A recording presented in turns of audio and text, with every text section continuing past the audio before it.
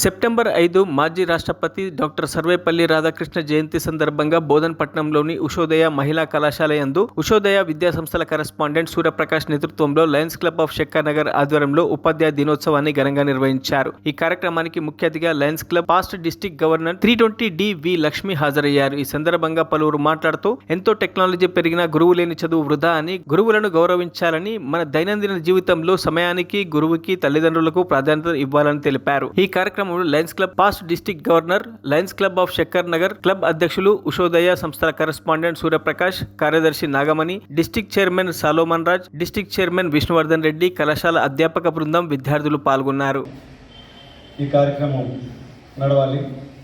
మరి వారు ఈ టీచర్స్ డే ప్రాముఖ్యత గురించి, ఎందుకంటే ఇది సాధించలేము, మన జీవితంలో బాగుపడాలి అని అంటే ప్రధానంగా మీరు కుటుంబం నుండి మనం ఒకసారి చూసినట్టయితే ఇక్కడ అందరూ ఆడపిల్లలు ఉంటున్నారు కాబట్టి మీరు ఏదైనా ఒక పూదండ కుట్టాలి అంటే ఏం చేస్తారు, ఎన్నో పూలు సమకూర్చి ఒక దండం తయారు చేస్తారు కదా.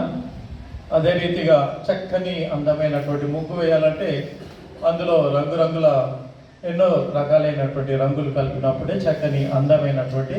అందరూ కూడా చాలా కష్టపడితే మీకు లైఫ్ అనేది చాలా బాగుంటుంది. మీకు ఈరోజు చదువుకోకపోతే మీకు ఈరోజు అర్థం కాదు.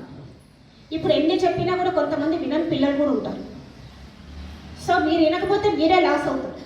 పెద్దయ్యాక మాకు చెప్పలేదే ఏంటని మళ్ళీ మీరు ఉల్టా అడుగుతారు. మేము వినకపోతే కూడా 4 దెబ్బలు కొట్టి చెప్పచ్చు కదా.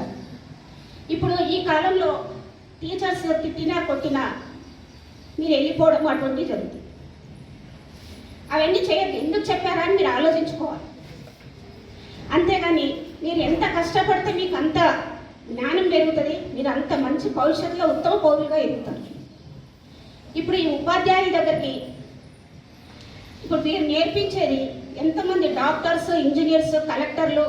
మీరు హై స్కూల్లో టీచర్స్ డే యొక్క ప్రాముఖ్యత, మీరు సెలబ్రేషన్స్ అసలు స్కూల్లో ఎక్కువగా చేసుకుంటారు.